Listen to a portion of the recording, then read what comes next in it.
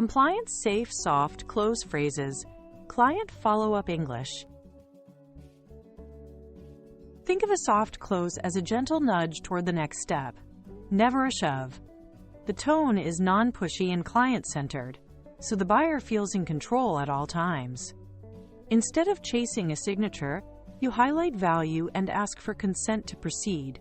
For example, would a quick demo help you decide? This approach respects bandwidth, priorities, and decision processes. It's ideal for busy professionals who dislike pressure, but appreciate clarity. When you soft close, you make the path forward obvious, optional, and aligned with what the client actually cares about. A strong soft close protects you and your client. It avoids pressure and misrepresentation, reducing compliance risk and keeping your brand credible. By asking clearly and recording the response, you document client choice, what they agreed to and when. That transparency builds trust, which compounds into referrals, renewals, and smoother negotiations later. Buyers remember how they felt, not just what you offered. A respectful close signals you're a partner, not a pusher. Over time, that reputation shortens sales cycles because prospects show up warmer and more decisive. First, offer options, not ultimatums. Choices lower resistance and invite honest preferences. Second, use permission-based questions that check comfort before advancing, like, would it be helpful if?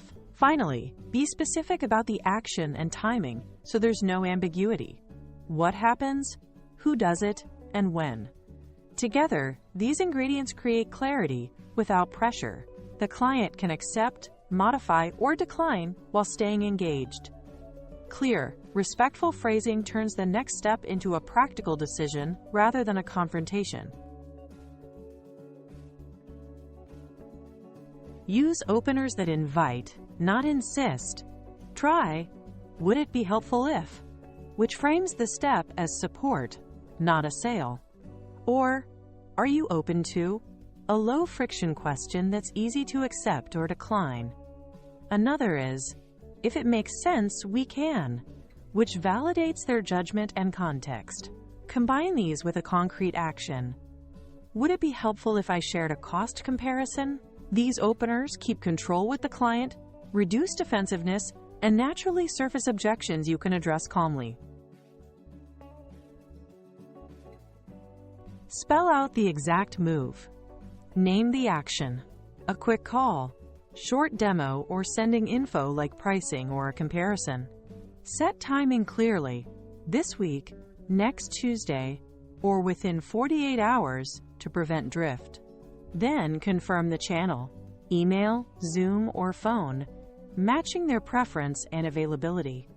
Example, are you open to a 15-minute Zoom demo next Tuesday? Or would a pricing rundown by email be better? Precision reduces back and forth and makes saying yes, or reshaping the step, easy. Build safety with light touch check-ins. Try, no rush, what works for you, to acknowledge priorities and timing.